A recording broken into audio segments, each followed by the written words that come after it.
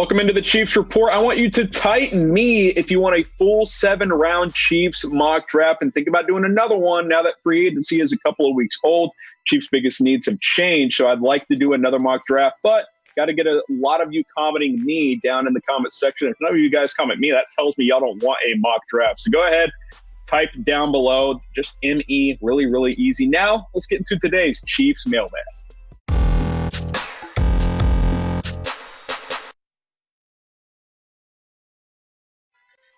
Let's start today's Chiefs mailbag. Appreciate everybody who used hashtag Chiefs on a video a couple of days ago so we could get enough questions for today's show. Let's start with why not. He's asking if Patrick Queen falls to us in the first round and we draft him, what corner do we have to draft in the second round? Bryce Hall, ? We'll get to Hall in a second. First, let's talk about Queen. I think it would be a great get for the Chiefs at 32. I'd be a little surprised if he fell to 32. Certainly, it's possible. I think he's somewhere in the 20s, most likely. Bit undersized, but he's a modern-day linebacker, sideline to sideline. He can really run. He's a willing tackler. He would provide great speed. Him and Kenneth Murray are the two linebackers I would like to see the Chiefs try and go get. I just don't see them being able to target Patrick Queen unless they want to trade up for him, but I would love to have him on this Chiefs defense. Now, we've talked about Bryce Hall some in the past, obviously played with Juan Thornhill at Virginia in 2018. In 2019, dealt with injuries. If he would have gone pro after his 2018 season, he would have been a lock for a first-round pick. Now I think he's a day 2 pick, probably a second-round pick. I think there's a decent chance he is sitting there at 63 for the Kansas City Chiefs. And if you go linebacker or another position in round 1 and take Bryce Hall in round 2, I got no problem with that. Had ankle surgery last year, should be good to go and plenty of time for camp and all that stuff this season as he has been rehabbing that. But Bryce Hall, really good player at Virginia, had his past season cut short, but he was really, really good in 2018 and played well in limited action this past season.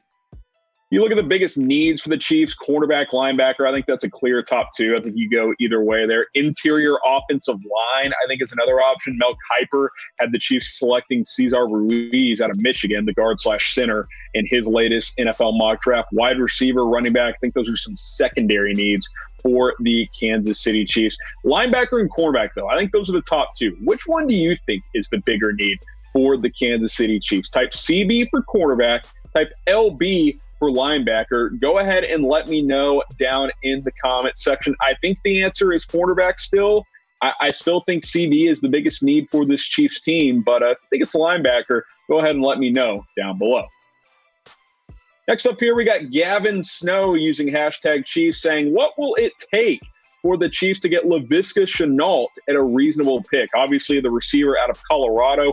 We haven't talked about him a lot here. I liked his game a lot. Up in Boulder, good player in college, did deal with some injuries. He is a versatile player. They lined him up at running back. They used him as a wildcat quarterback, special teams guy, receiver. He's physical. He's got pretty decent speed, although he did get banged up at the combine. I believe he pulled his hamstring, so his 40 time there was not very good overall, but he was productive when he was out there on the field. I think he played in 9 games this past year for the Colorado Buffaloes, 764 yards and 4 touchdowns and 56 catches. Did have a 1,000-yard season in 2018 for Colorado. I like Shenault. It's just a really deep receiver class. I think 32, there's a decent chance he's sitting there, quite frankly. He is kind of all over the map. A lot of guys like him as a top 20 prospect. Other guys like him more as like I don't know what you want to call it, a middle of the pack second round prospect is where some people have Laviska Shenault. So I think overall him sitting there at 32 is very much a realistic possibility if you are the Kansas City Chiefs. And I like his game. It's just a lot of receivers in this draft for Kansas City. So those are some of my thoughts on Shenault. Name a player that you'd be willing to trade up for in the 2020 NFL draft. I wouldn't trade up for Shenault. If he's there at 32 and you're comfortable, I think he's certainly worth taking there. I wouldn't trade up for him, though. Receiver isn't a big enough need. If by some miracle Isaiah Simmons fell to the teens, I would consider it. I don't see it happening. That would take something catastrophic. But go ahead and name someone you would trade up for, be willing to trade up for in the 2020 NFL draft. Keep in mind, Brett Veach traded from 27 to 10 to take some guy named Patrick Mahomes. I think that worked out pretty well. And if you want a Patrick Mahomes jersey, you're never going to find a better deal than this. Nike Mahomes red jersey right there. That one right there on screen. You can get it for less than $60 with our partner Finex. Go to this link, chatsports.com/Mahomes jersey. Use the promo code SPROUT. That's SPROUT. You see it on screen. You can get this jersey for less than $60. I promise you, these are flying off the shelves. They extended this deal for another day, so take advantage. Chatsports.com/Mahomes jersey. Let's get to our next question here on our Chiefs mailbag. Nicholas Shaw using hashtag Chiefs. Appreciate it. Who is the best player we could trade for a first-round pick but don't necessarily need the most? The problem with trading guys for first-round picks, Nick, is that they are players you need. Like, I think these are your highest trade assets on your team. Patrick Mahomes, I'm not trading him for 10 first-round picks, obviously, but he does have the highest trade value on this team. Chris Jones, I think, would fetch you a first and another pick. I think Travis Kelce could get you a first. Tyreek Hill and Mitchell Schwartz, I think those guys will get you first, but I'm not trading any of those players. Who are you going to get in the first round that can replace any of these guys? Nobody. Like, that's the realistic situation. The 49ers just traded DeForest Buckner for the number 13 overall pick to the Colts. Yeah, that's nice return for San Francisco, but they're going to miss Buckner. Make no mistake. Like, that is a big loss for the 49ers, and the chances that they get a player that productive at pick 13, it's pretty unrealistic. A lot of those guys are some of my favorite Chiefs players. Go ahead and shout out your favorite Chiefs player in the comments section. If you want to take the lame way out, type Patrick Mahomes. I think he's most of our favorite player. If you got some other players, some former players too, it doesn't have to just be current. It can be all time. Go ahead and shout them down in the comment section. You can do multiple comments. Shout out multiple players. Let's give our Chiefs players some love. Next up here, we got Sean M. This is kind of a long question, so let me make sure I get this. Hey, Harrison, serious question. How do the Chiefs plan on paying Mahomes if they can't even pay for Breeland? Even if they lose Jones and Watkins, I still don't see how they can pay number 15. So let's say they wait till next year. They will have the same issue or even worse, I'd imagine, if Clark and Matthew contracts are in full effect. So a lot to break down here. The first thing, these things aren't connected. The way you sign Bashaud Breeland, you cut Watkins and sign him. That's how you do it. So that's number one. Number two, Mahomes is eligible for a contract extension. Yeah, he might get $40 million per year, but you can manipulate his contract. And guess what? It probably won't start until 2021. That's when the extension would kick into place. They have over $60 million in cap space right now, and projected cap space, the Chiefs do. And you can cut players. You can make moves. You could trade a Frank Clark if you wanted to. There's a lot of different things you could do to free up cap space. You can backload Mahomes' contract. Guys, the cap continues to go up. Teams do this all the time. That's why all franchise quarterbacks get signed, and that's why they all make big money, because teams are able to make it work. So don't worry about it. Mahomes is going to be here for the long haul. He is not going anywhere. This is not a situation where you need to be concerned. Patrick Mahomes is going to be the Chiefs franchise quarterback for a very, very long time. And because of the numbers on screen and what he's already done in his young career, in 31 games, he has almost 10,000 passing yards, 76 touchdowns, and a rating of 109. That is absurd. He already is a Super Bowl champ. Patrick Mahomes is the best player in the NFL, and the Chiefs are going to pay him. What I want you guys to do is help me get to 3,000 subscribers here on the Chiefs Report. We've been growing rapidly over the past several weeks.